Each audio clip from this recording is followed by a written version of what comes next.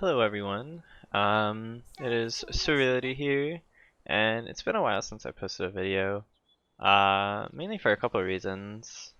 One, just because I am at college, so I do get busy sometimes, so I think you should kind of expect that there might be a discrepancy in the actual upload rate. Which doesn't mean I'm not active, by the way. People who know me on the official Discord and people who see me in game, obviously, they know that I'm still quite active with the game. Just usually I don't actually ever find time to upload or record videos. And the second reason actually is there hasn't really, I don't feel like there's been much to record in regards to Kurtzpel for the last couple months. But that kind of changes today.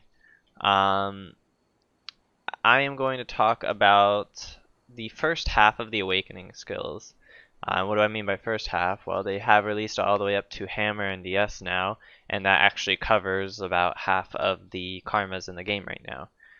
The other half will be coming out over the course of probably the next 2 or 3 months. So I'll talk about those ones then, but I think I am going to split it up into kind of 2 parts because some of the skills that I'm going to talk about, I'm going to have a longer explanation.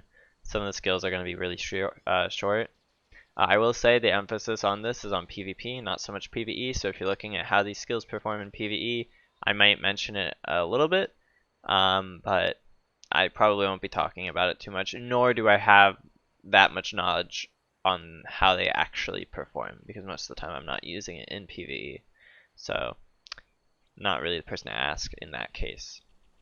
But anyway, so let us start with the sword skill. So the sword skill, Spinning Rising Slash, which for the rest of the video I will refer to as SRS because it is much faster to say. It is a pretty good skill actually. It definitely isn't as good as it was at launch. There are still a lot of people that complain about it, and it's for a pretty good reason. By itself, SRS is the highest endurance skill, base skill, that Sword has access to. It's even more than Leap, and it's more than Storm Slash. I think both Leap and Storm Slash are around like 12.5, 13 bars. This skill, SRS, is around 15, 16 bars of endurance, I think. And what this means is that, for one, obviously it can tank a lot more, although I do believe it still loses to stun skills, like Ultimate Heat it will still lose to.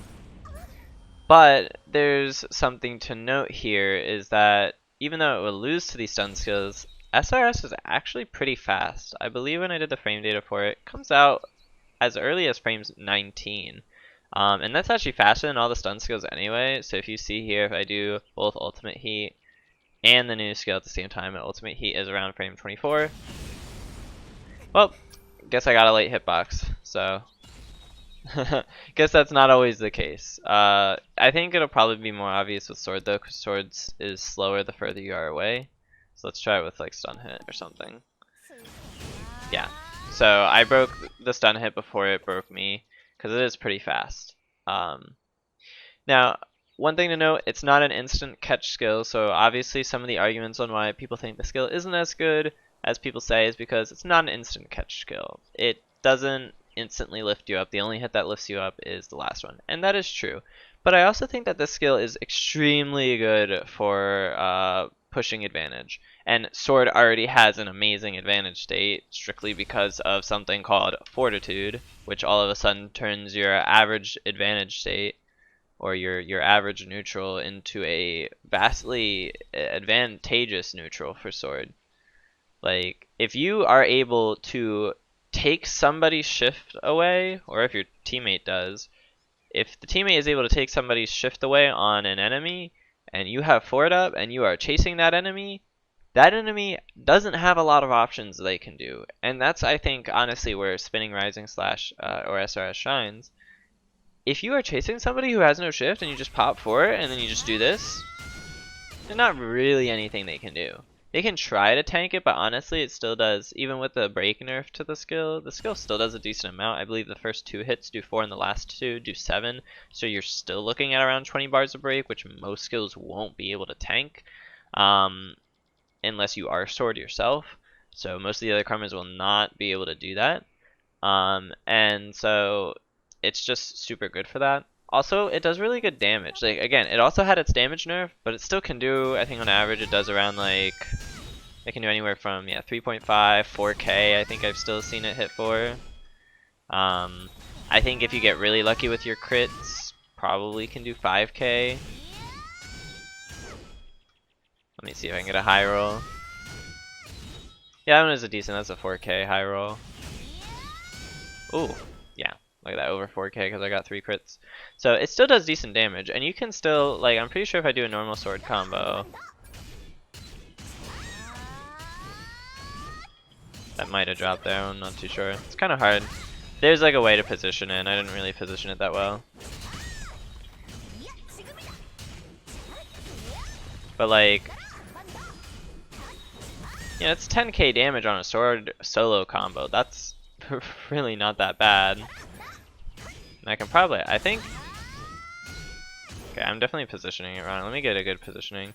Usually I like to do this off of, yeah, usually I kind of want to space it away from the opponent a little bit. I think that gives you the best chance of getting the good hits. Because you kind of can change the timing a little bit for the first hit. But yeah, I don't know. It's still pretty good damage for a solo sword combo, and again, just for that skill itself. It's actually really good for team combos, by the way. I basically considered it, when I saw the skill for the first time, I basically considered it a better Storm Slash, because it is a better Storm Slash. The only thing that Storm Slash has over it is that Storm Slash lasts longer, which might be better for team setup combos, but also worse in the sense that it takes longer to do the full skill. It's also not as much armor, or endurance, and it doesn't do nearly as much damage, so it ends up just being a better version. And of course on Fortitude, for people who don't know, basically when you are calculating how much endurance a user has with Fortitude when they use a skill, for those who do not know, Fortitude is approximately a 2.5 times multiplier. It's actually greater than 2.5 in most cases, but if you want to round it, it's around 2.5. So what does that mean? Well, it means that a skill like Spinning Rising Slash, which is around 15 bars, if I do the quick math here, yeah, so you're looking, I actually think that the ratio for this one is like 2.6 more so than anything else. It's either 2.6 or 2.7, but I think it ends up being around 40 to 42 bars of endurance. That's insane. That's actually the highest endurance. So doing this is the highest endurance of any skills you could combine in the game. I don't think you can get any higher than that. For reference, Fort Storm Slash, which used to be considered the highest thing in the game, was only 29 bars. This is literally 40. So, or 40 to 42. So 10 bars more, which is insane. That's literally 4 of these purple bars that you see at the bottom of your screen. 4 of those, plus a little bit extra. That's what SRS with Fortitude is. It is unbreakable. You cannot break it with stun hit. I don't even think you can break it with double cast stun hit.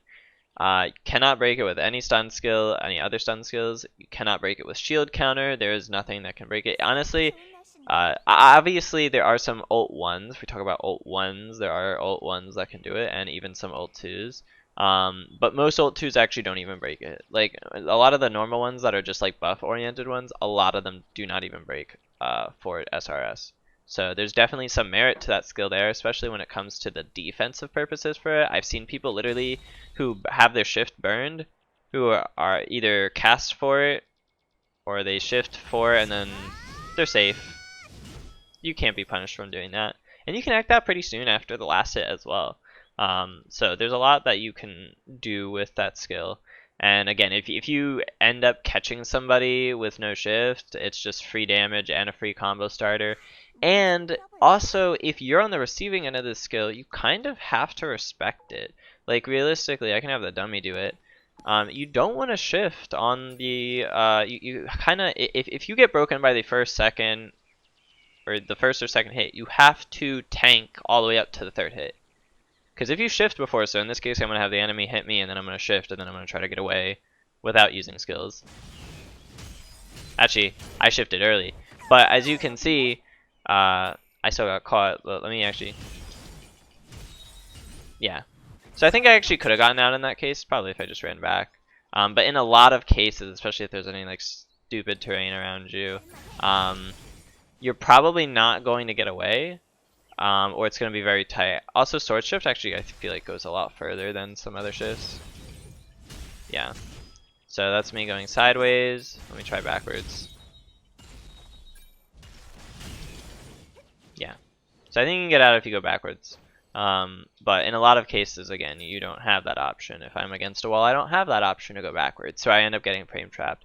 And so in a lot of cases, you kind of just have to respect the skill and you have to just take the first 3 hits and then dodge on the 4th. And it still does a lot of damage even just on the 3rd hit, if just doing 3 hits. That's still 2k. Probably can do higher if you crit, 2.5 maybe. Let me see how much I can get. Oh, that one was 3k on the first 3 hits, so yeah, still decent damage. Opponents just have to respect it.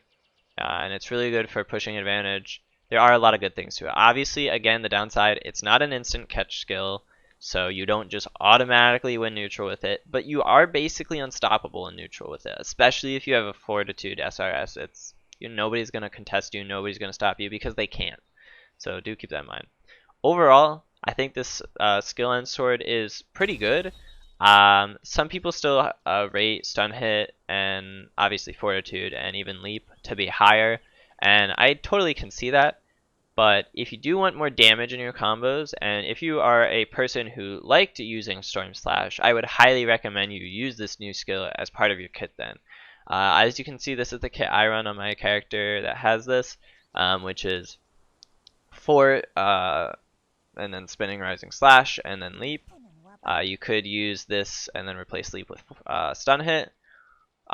Both of those would be completely acceptable builds, I think, and would probably be some of the most optimal builds with SRS.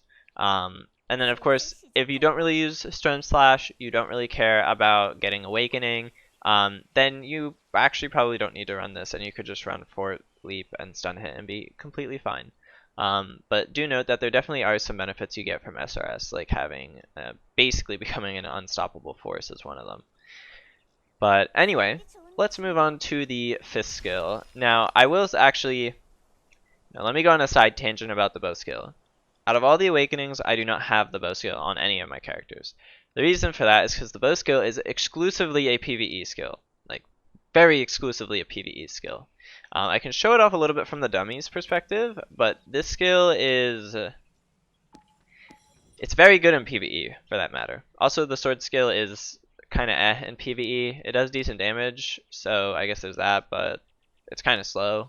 So, for anybody who is interested in how PvE useful the skills are, sword one not so much. Bow one is extremely useful. In fact, it turned bow from a karma in PvE that had skills and a pretty good ult. Bird ult is really good in dungeons, to a karma that now has an insane PvE skill that clears rooms and also has an ult that clears rooms. So it makes both super good for PvE and Abyss. I think it's just all around good for PvE, and the reason why is because you get this skill that just shoots all around you, does an insane amount of damage, and it just, you can also move around while doing it, so you can move pretty fast. And while that is great in PvE, you find out that it is useless in PvP, because for one, as you can see, it does absolutely no break. In fact, even if I'm already broken, it doesn't actually do any break at all. I can't really get myself to be broken in here, but I have tried it in a custom. It doesn't do anything. You can't lift somebody with it if they're already broken. You can't use it in a combo like that, and so it is borderline useless. And to be honest, even the damage output, unless you're centered in on the person, it's really not that great, because that was me being in the center, and that was pretty decent damage actually, but now I'm here. and that's the amount of damage it did. That is extremely pitiful. So you're never going to use this in PvP. Never use this in PvP. Unless you want to, like, I don't know, do some crazy play with your teammate where they capture them and then with like sword spin or something and you just walk under them and use the skill. It is going to do absolutely nothing. So I really don't recommend using this skill in PvP. And also because you just can't solo combo into it. Like, you could argue that the closest resemblance skill to this would be like Cannon's Dragon Breath or whatever it is, the flamethrower skill. But there's quite a few differences between those two. One, Dragon Breath is concentrated damage. It's right in front of you and you just have to aim at the person and hit them with it and it'll deal the consistent damage that it does.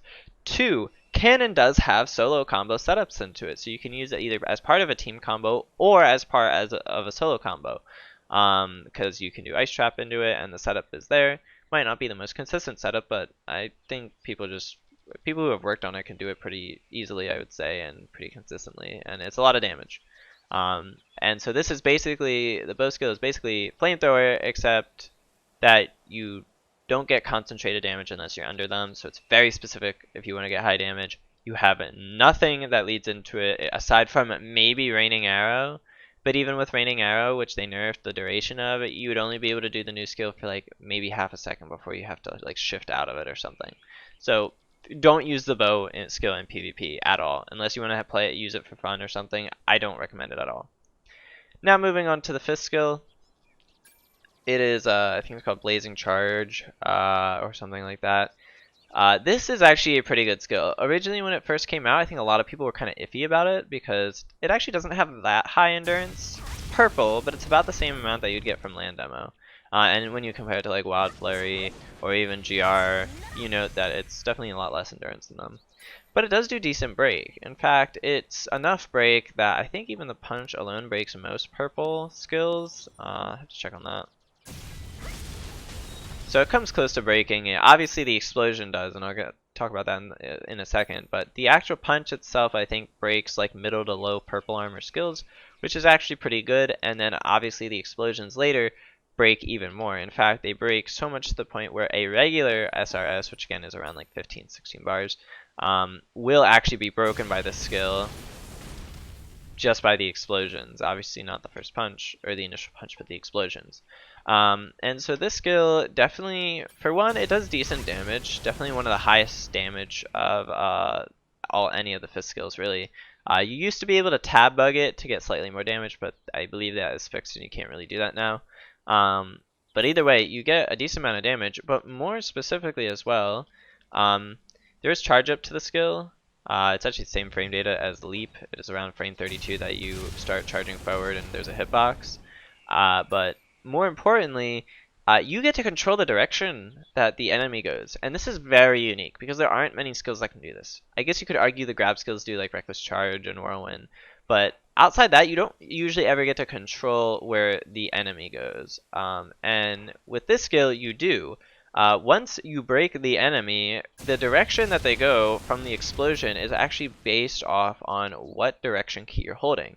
Now, if you're not holding a direction key, generally they will just fly backwards or forwards depending on your character location. So I think like if the dummy ends up behind me, they go even further behind me, but then if they end up in front of me, they go even further in front of me.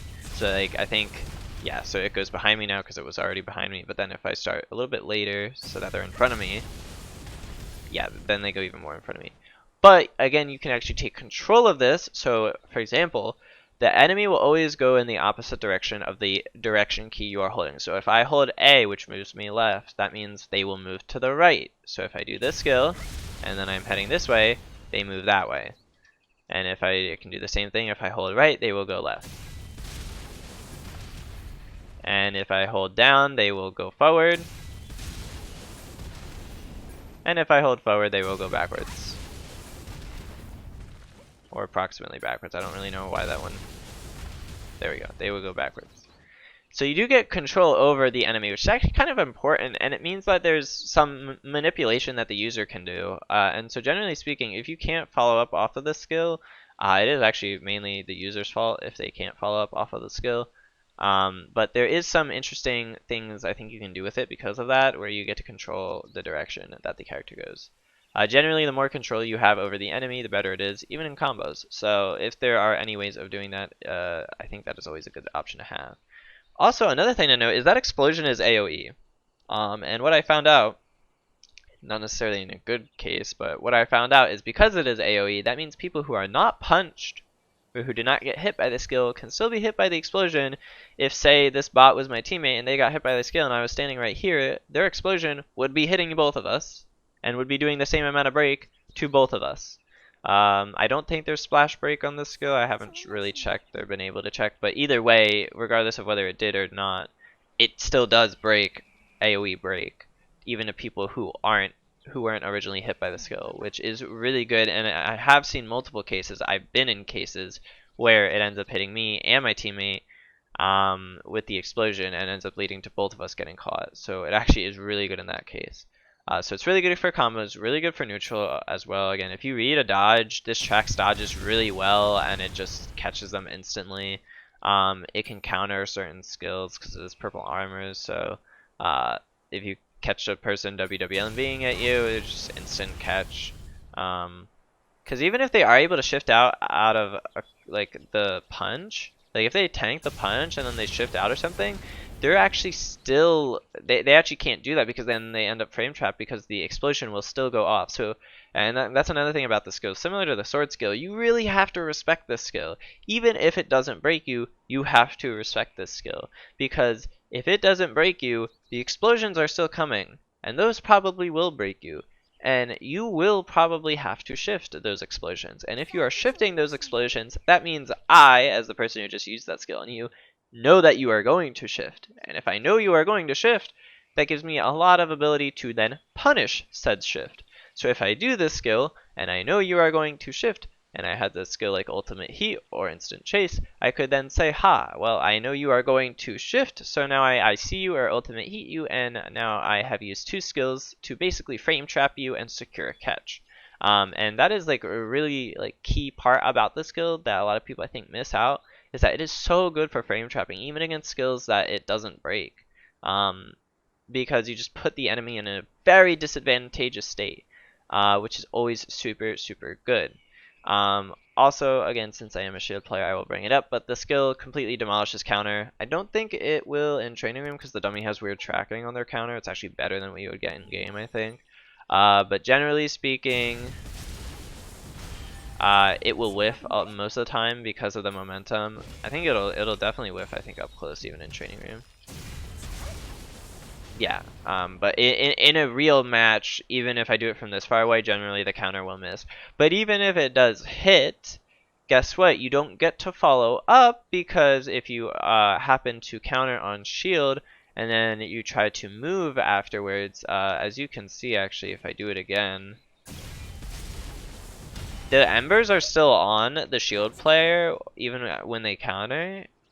Which means if they try to move to pick me up, they actually get hit by the explosion and they get instantly lifted. So it ends up being a trade where not only do they either miss their counter or they hit it, but they also now take damage if they try to follow up. So it's actually really good against shield as well if you know that counter is a problem.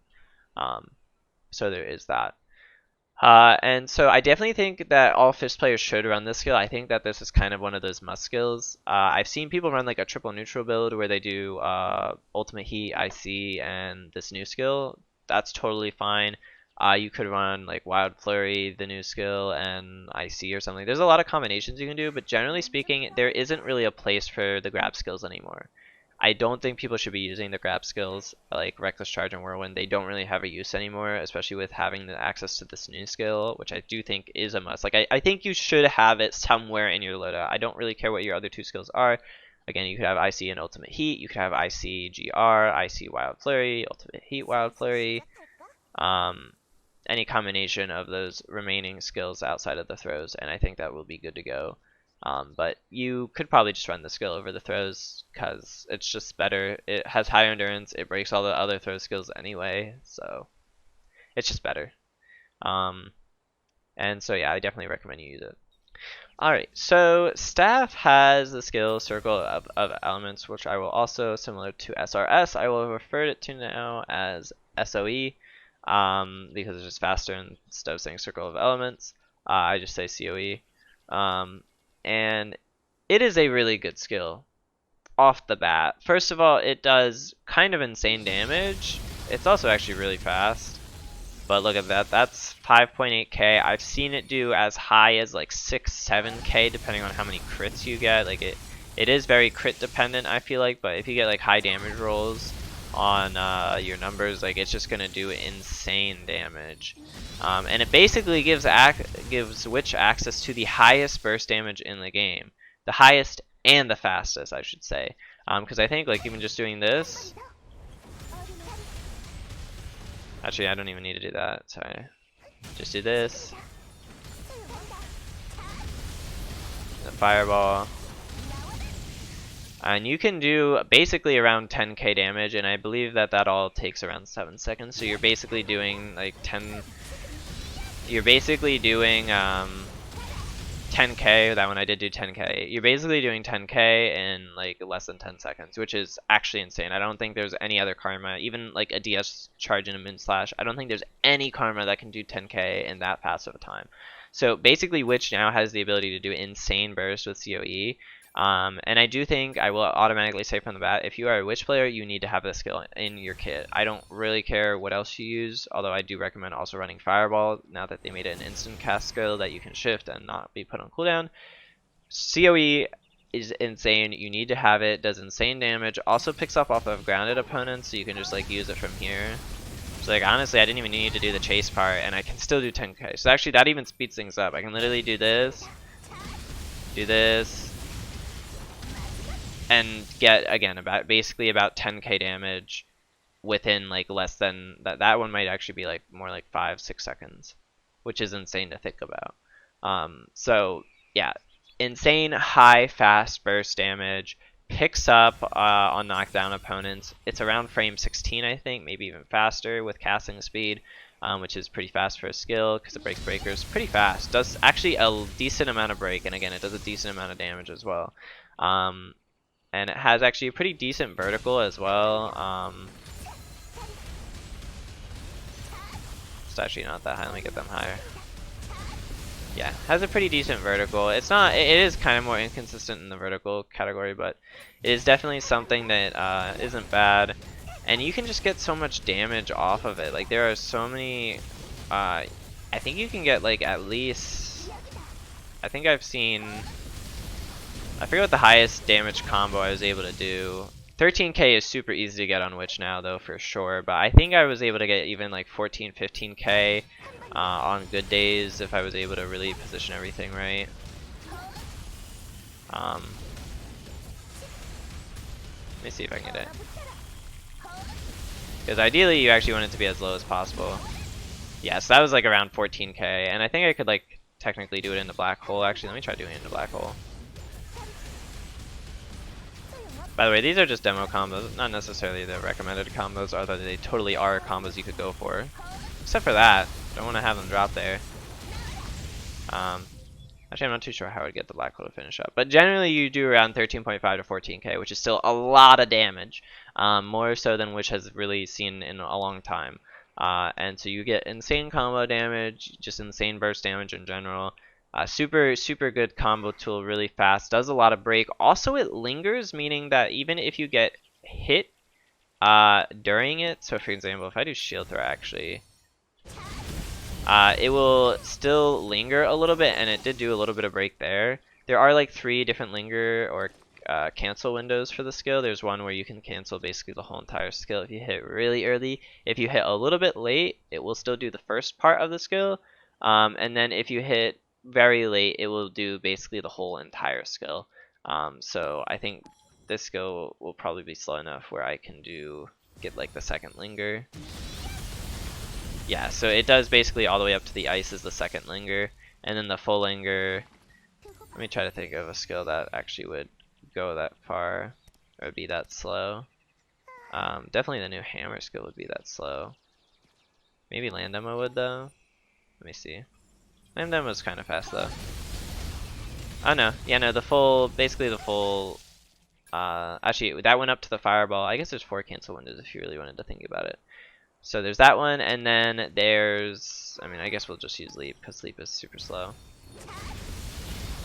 And then there's the one where all the way up to the ice comes out. So even though I got hit there, I might have even been animation locked there. Yeah, I was animation locked there, but it still has the linger break. And that means that witch disadvantage state is actually a lot better, because it means that in cases, there were a lot of cases before where if a witch tried to shift away, even in the air, because their shift was so heavily nerfed from the prior iframes that they had, it was actually really hard for a witch to get out of certain scenarios. But now with this skill, you can basically just shift and then cast this, and then if the enemy tries to approach you and contest it, there's a chance they'll get broken, and if they get broken, by the way, it turns into a combo, because again, they get lifted. If they get broken by this, it's just instant lift, basically. Well, not instant lift, but they will get lifted by that last part, and you can convert it to a combo. So they do have to be careful, and even if they are able to tank this, like, they're taking so much damage by tanking this that generally it isn't even worth it. If you are tanking this and trying to combo somebody while in the COE, it's not worth it. You're taking way too much damage, even if you are not going to be broken by it. But of course, that all changes anyway when you have Witch Ult 2, which I think makes this skill an actual problem. I think it makes the skill the best skill in the game. Because another thing to note is all Awakening skills are 30 seconds by default. They can be affected by the decreased cooldown, which I think can bring them to like 25, maybe 26. Or maybe actually no, I think the debuff, because let me think. Because I run 2 instant cooldown decreases, but I think if I take this off, just like do that. So I think actually each one is 35 seconds or something like that, and then with the decreased cooldowns you can bring it to 30. But Witch has been throughout all of Kurtzpel history is it ignores those rules, and because Witch ignores those rules, that means that they don't have to deal with a 30-second cooldown. If you have ult 2, you get to do this, and then you get to do this, and then you get to do it again. And like, some people would basically consider that hacking, because that's kind of what it looks like, but you're basically getting a free cooldown reset via ult 2, and that is actually really important because you can do this in combo. Again, this is auto list. You could literally just do this if you ever got this. This actually isn't a combo, but like, let's just say it was. You know, you could do like somewhere like 14k. It's like it's absolutely insane, absolutely insane. Like, that's crazy that you can even do it. I don't even really understand why you can do that, but if you get you are the only card in the game that has the ability to completely reset your Awakening skill cooldown at will. And that is insane. That is very powerful. But more than anything is this skill does insane break when in ult 2. Again, let's compare it. I think we can do it on Warcry probably. If we compare this to Warcry, right? So this is how much break it could normally do. It didn't even come close. Well, it was decently close. It was like halfway. But let's do it. No, wrong ult. Let's do it in ult 2 now. Let's see how this does. Let's see if Warcry can do anything against this. And the answer is no. Obviously, it did still cancel me. I think it did cancel me, but I got the linger, and it just broke the shield completely. Like, there was nothing the shield player could do. In fact, if I actually was a little bit faster, then yeah, it just absolutely destroys it. There's really nothing they can do. I think even Storm Slash might be a bit harder to actually see it against Storm Slash, because Storm Slash will probably break me, because I don't get any extra armor, thank God. But oh yeah, no, but it even still breaks. Oh yeah, I got the full cancel there. Yeah, it just absolutely destroyed that skill. In fact, this skill destroys SRS. It destroys Fort Storm Slash. That's 29 bars of endurance. This skill in ult 2 COE, that does 29 bars of break. Obviously, still takes a little bit of time to get there, but honestly, it's not like that long. It's faster than the duration of Fort Storm, and it will bring it to 0. You will literally be fully broken, and that is crazy. This does so much break. This turns your disadvantage state, which is already actually pretty good in ult 2 because you have basically no shift cooldown, and now you have no shift cooldown plus a skill that you can cast at any time, and which also has a significantly reduced cooldown. As you can see, I'm about to be able to use it again. Like, it is crazy. So you get no shift or you basically have infinite shift plus literally a breaker level skill, with Slayer level damage. You're basically unstoppable in this. Like you are almost uncontestable when you're in ult 2 and you have COE. It is absolutely insane. It is a problem, and while I don't think the skill itself needs to be changed necessarily, buffed or nerfed, although I do understand people who complain about the break of the skill and say it's too high, I can understand that. It is, I think, a little bit too high, especially for the base skill. It's probably a bit too high. But more so than anything, I think it's just the way it interacts with ult 2. Ult 2 is a problem with the skill. It influences the break of the skill way too much. So much to the point which this skill, by the way, on first hit doesn't break. It's the second hit that will break the opponent. But now, if you have ult 2, it now becomes a 16 frame starter that lifts immediately, because the first hit always lifts if it breaks. So a skill that became just a damage dealer on the ground that couldn't really ever be used in neutral because it didn't lift the enemy up instantly because they wouldn't be broken. That changes. Now it does break. Now it does lift instantly because it breaks standing endurance instantly. And it's just absolutely insane. Super good skill. You need to run it on Witch. I do not care. You need to run it. And so super, super good, super, super powerful skill. Alright, so hammers, well actually let's start with DS real quick. DS's awakening skill it's pretty interesting. It's basically Ren 2.0. It's like if you took Destiny Restraints, Spinning Strike, or sorry, yes, Destiny Restraints, Spinning Strike, and Rend, and you kind of just mash them all together. And that's what you get. You get what they call Beast Fang. This skill is actually really good. I do think it's not necessarily a must-have, but I do think that you should have it. Similar to the Fist skill, I do think you should have it in your kit somewhere. I think the kit that I'm running is actually a kit that you can run. I've heard some people say that they actually dropped Critical Slash, then you basically become a hidden breaker, even though DS kind of already was a breaker, and you can literally run Rend, Spinning Strike, and Beast Fang, and then you have access to 2 almost purple level skills. They're high yellow, but they're high enough yellow where it actually matters because it means that you don't get beaten by skills like IC, and that's actually really important for Slayer skills, is being able to not have to deal, I mean, for all skills in general, if you have a skill that tanks IC, that's actually really good because it means you don't have to deal with a super fast projectile that will instantly break you and lead to a combo starter. And so being able to tank that is really nice, and DS just got a new skill that now also tanks that. And so it also does Ren stacks. So what that means is that I believe the let me see. So this is how much damage the Ren does normally. It's actually not that much. Like, look at that. That's like 64 per tick. That's not a lot of Ren damage. But each hit applies a Ren that does stack over time. I actually was trying to figure it out, but I think I figured it out like yesterday. That every hit inflicts a rend, and every hit that inflicts a rend then stacks, because you notice that those rend ticks are very, very small. But now let's compare it to doing the full duration of the move, or near the full duration of the move. And you'll notice the rend ticks are now all of a sudden a lot higher. You were going like 1,000 almost every like 2 seconds. It is much higher. So each hit inflicts a tick of rend, and each of those rends stack with each other. In fact, I also believe that it stacks with the rend, the actual skill. So it stacks with this rend, which already has a pretty high default tick, bleed tick damage. So you can basically stack it with rend, and you can do insane damage.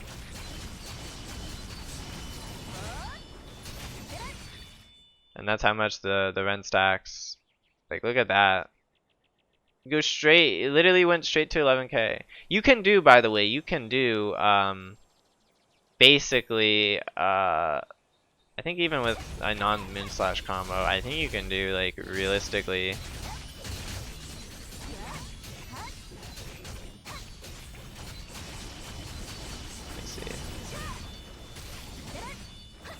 I missed a thing there, but it honestly doesn't matter. You can do, like, as you can see, 16k damage. You can do literally 16k damage. Obviously, if they can try to dodge the run ticks, but depending on how neutral is going, you can kind of punish that if they are doing it. So you do an insane amount of damage. Something DS, I mean DS already did do pretty insane damage, especially with Moonslash combos. They were generally able to do around 13k, even 14k pretty easily, but now we're pushing 15, 16k. It's disgusting. So you get super, super, super high damage with the decently high endurance of a Slayer skill. Now I will note the break actually isn't as good as I thought it was. I thought each of these single slashes, I thought these slashes did a decent amount of break. They don't. But the first 2 hits actually do a decent amount of break, so much that they actually break red, which this actually is kind of important because the skill is also pretty fast. Similar to SRS, it's around frame 19 I think or sooner, and that actually means that in a lot of cases, and more so the second hit, which comes also really fast after the first hit, the second hit comes really fast, and that second hit lifts. So if you are using a skill, I'm trying to think of a slow enough red skill. This probably isn't slow enough because I think, let me see. Yeah, not slow enough. But in theory, if you did stun hit a bit late, you actually just break the red armor, and you get a free catch and a free combo starter. And look at that. I mean, that was still decent damage just off of that. 14k damage off of a Beast Fang combo starter. So it can actually work, especially if you're going for hard reads. Like if you know that a person is doing WWLMB a lot in neutral, you just throw out this and you actually will beat them a lot of times, because the second hit lifts and a lot of most karmas can't move out or shift out by that time. So super good for that case. Again, does super good damage. I think you should run it. I do highly recommend you run it. I still recommend you do actually run it with Rend because they stack and more damage is just better. So, and you can use Rend in the air, so there's also some utility in that. Just super good skill. I do think you should use it. I will say though, another thing to note is actually it's kind of difficult to use. I'm kind of glad they made it difficult, but it is kind of difficult to use. Originally, me and a few other people, we thought it kind of worked like Wild Flurry, because Wild Flurry actually does kind of track the opponent the whole entire time. The tracking on this skill only exists for the first 2 hits. Every single one of these hits though, as you notice, they don't do any tracking at all. And this is important to realize, although I do think the last hit kind of does a little bit of tracking.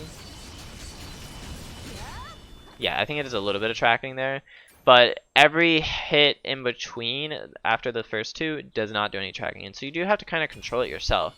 And the easiest way I have found, especially if you're using it in a combo, the easiest way that I have found is to kind of go in like a circle around the enemy. Generally is the easiest way from what I've seen and what I've observed. It's you just basically go in a circle around the enemy, and it will combo just fine. If you have a wall, it actually also makes it easier because then you can just aim into the wall, and then generally it'll keep the enemy up in the air. And note that again, most of the damage comes from the Ren's stacking from the skill. The actual damage from each individual slash, if you look at the numbers, it's actually quite pitiful. It's like 100 on each slash or something like that. Like look at these. These are some of them are dealing less than 100. Like if you actually looked at the damage of the skill itself, it probably would almost do less than 1,000 damage probably. So the most of the damage does come from the Ren stacks, but it's also good because again against shield, because I am a shield player, so I do know this. Super good against people who use Iron Will, which I also don't really think is a great skill, and I don't think it's a great skill because of this reason. You just take damage from the Rend. So they're taking damage during the Rend from, like, this skill it basically counters Iron Will, because I already said that the slashes themselves don't actually do that much damage. It's just like less than 1,000, probably less than 500 to be honest. Well, no, probably more than 500, but probably does less than 1,000k. Most of the damage comes from the Rend ticks anyway. Iron Will does not prevent you from taking Rend damage. I don't know why, but it doesn't. So if you caught somebody who had Iron Willed themselves, you could then just immediately go for this, and then you will get basically the same amount of damage as you would normally. So super good against people who use that skill for some reason, if you wanted to. And so I definitely, again, like I said, I highly recommend you use it. And so finally we have the hammer skill. So this hammer skill is actually kind of crazy. This actually has more armor than even SRS, which I already talked about as the highest endurance skill for sword. This is the highest endurance skill for hammer. And it is so high that a lot of stun skills actually don't end up beating it. Stun hit does, because out of all the stun skills, stun hit has 2 hits, and thus does the most amount of break. But even ultimate heat, which is the second highest break out of all of them, cannot break this skill.